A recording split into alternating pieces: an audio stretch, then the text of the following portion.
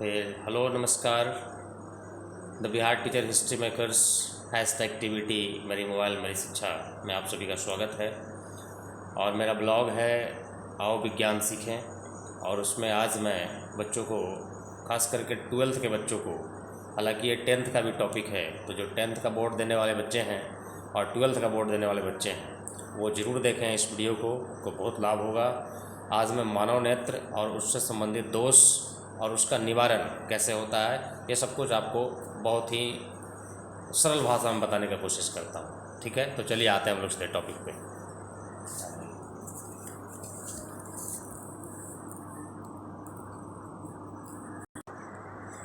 तो चलिए, जैसा कि आप देख रहे हैं, टॉपिक है ब्लॉग आओ विज्ञान सीखे में मानव नेत्र एंड संबंधित दृष्टिदोष और उससे संबंधित दृष्टिदोष। हालांकि ये 10वीं क्लास में बच्चों को पढ़ा दिया जाता है, लेकिन फिर भी एक बार हम लोग मानव नेत्र का थोड़ा ब्रीफली रिवीजन कर लेते हैं कि मानव नेत्र होता कैसा है, उसमें कौन कौन से पार्ट होते हैं और किसका क्या महत्व है। तो जैसा कि आपको एक फिगर दिख रहा होगा, एक गोलाकार मानव नेत्र गोलाकार होता है और उसका आगे का भाग थोड़ा उभरा हुआ रहता है, और ये पीछे में आपको दिख रहा होगा इस तरह से ये नर्व रहती है जो ये जाकर के मस्तिष्क से जुड़ी होती है। तो ये जो सबसे ऊपर का पोर्शन है, जो सबसे सामने में दिख रहा है, यही हम लोग के आगे में दिखता है। जो वाइट कलर का दिखता है उजला उजला आँख में, वो यही वाइट कलर का है जो सबसे ऊपर वाली पट्टी है। इसको बोलते हैं कॉर्निया। हिंदी में भी नाम कॉर्निया और इंग्लिश में भी कॉर्निया। ऐसे हिंदी में एक और नाम है इसका, स्वच्छ पटल। एकदम साफ साफ ये जो पटल दिखता है वाइट, इसी का नाम है कॉर्निया, यानी सबसे आँख का सबसे बाहरी भाग। ठीक है, और इसके जस्ट अंदर जाएंगे तो एक लिक्विड से भरा होता है और उस लिक्विड का नाम है नेत्रोद, जिसको एक्वस ह्यूमर भी कहते हैं। नेत्रोद, यही जब आदमी इमोशनल होता है तो आंसू बन करके नेत्रोद बाहर निकल जाते हैं। ठीक है, और उसके जस्ट बगल में फिर ये देखें कि दो गो ऐसे इस टाइप से जो पट्टी हम ब्लैक कलर से बनाए हैं, लेकिन ये रेड कलर का होता है जनरली। यही आपको जो पट्टी दिख रहा है, ये दो गो, ये और एक ये, दोनों तरफ से, तो ये गोलाकार होता है। देखने में लग रहा है कि दो ऐसे रड जैसा निकला हुआ, लेकिन एक गोलाकार होता है रिंग की तरह, और बीच में यहाँ से एक ऐसे गोल छेद की तरह से छूटा हुआ रहता है, यानी इसमें से प्रकाश जा सकता है, ये सबसे प्रकाश नहीं जा सकता।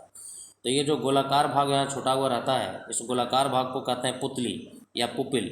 इसी से प्रकाश आँख में एंटर करता है, और ये दोनों भाग कहलाता है आइरिस।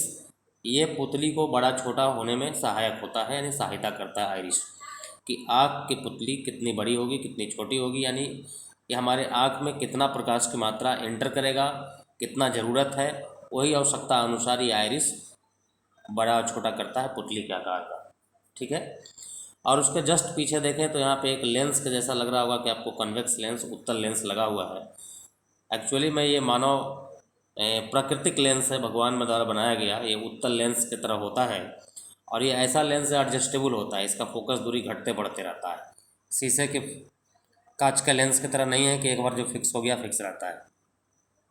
और इसको कनेक्ट करने के लिए, यानी कि लटकाने के लिए, दोनों तरफ से सिलेरी मसल्स इसको पकड़े हुए रहती है, यानी सिलेरी मसल से जुड़ा हुआ रहता है लेंस। और ये सिलेरी मसल्स जो होते हैं लचीला होते हैं, यानी सिलेरी मसल्स रबर की तरह खिंचाते बढ़ाते रहते हैं। तो ये लेंस कभी मोटा होता है, कभी लेंस पतला हो जाता है, यानी कभी लंबा होता है तो कभी मोटा हो जाता है। आवश्यकता अनुसार वस्तु कहाँ पे है, उसका प्रतिबिंब रेटिना पे कब बनेगा, तो रेटिना पे बनाने के लिए ये लेंस अपनी फोकस दूरी को घटाता बढ़ाता रहता है सिलेरी मसल्स यानी कि पश्चमाभी पेशी के सहायता से। क्लियर है, सब 10वीं में पढ़े होंगे आप, एक बार फिर से रिवीजन हो गया। तो यहाँ 4 टॉपिक मैंने बताया आपको, 5 टॉपिक्स। सबसे बाहरी वाला पोर्शन कॉर्निया, उसके जस्ट पीछे एक लिक्विड होता है, लेंस और कॉर्निया के बीच में ये द्रव से भरा होता है। उस द्रव का नाम है नेत्रोद, जिसको एक्वियस ह्यूमर भी कहते हैं। यही आंसू बन करके बाहर निकलता है, या आँख में कुछ कीड़े मकोड़े पड़ जाते हैं तो पानी के रूप में जो बाहर निकलने रहता है, यही नेत्रोद बाहर आता है, जो आँख के कचरा को साफ करता रहता है। और उसके जस्ट बीच में ये जो सेंटर वाला भाग दिख रहा है छेद की तरह, ये ब्लैक कलर का दिखता है, काले रंग का होता है, जो जिसको आँख की पुतली कहते हैं, पुपिल। तो ये इसी से प्रकाश इसमें एंटर करता है, और इसको घटाने बढ़ाने वाला साइज को कंट्रोल कौन करता है, तो आइरिस।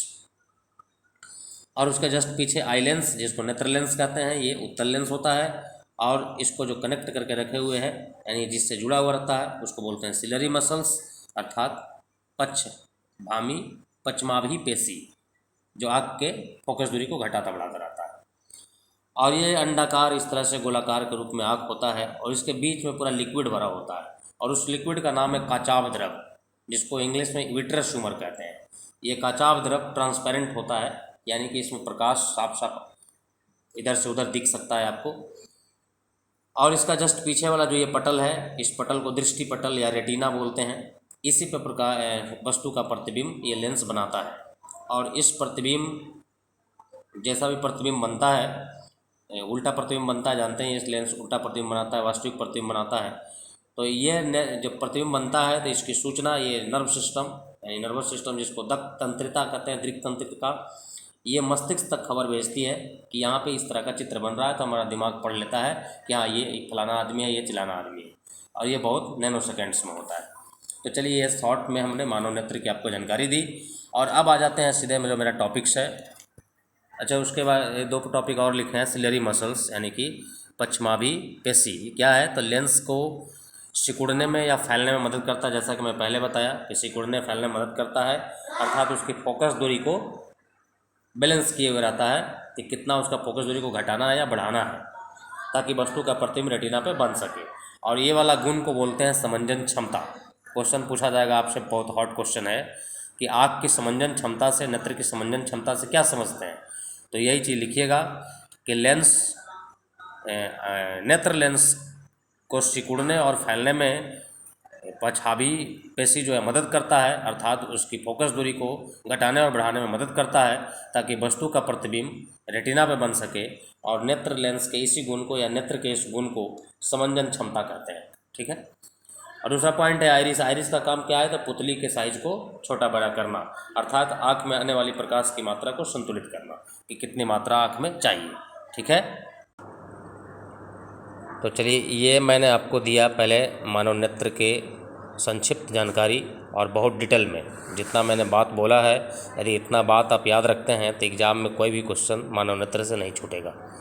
अब हम टॉपिक इससे आगे पढ़ेंगे दृष्टि दोष, कि इससे मानव नेत्र से संबंधित दृष्टि दोष क्या क्या होता है, क्यों होता है, कैसे होता है, उसका निवारण कैसे करेंगे, दूर कैसे करेंगे, तो मैं अगले वीडियो में आपको बताता हूँ। धन्यवाद।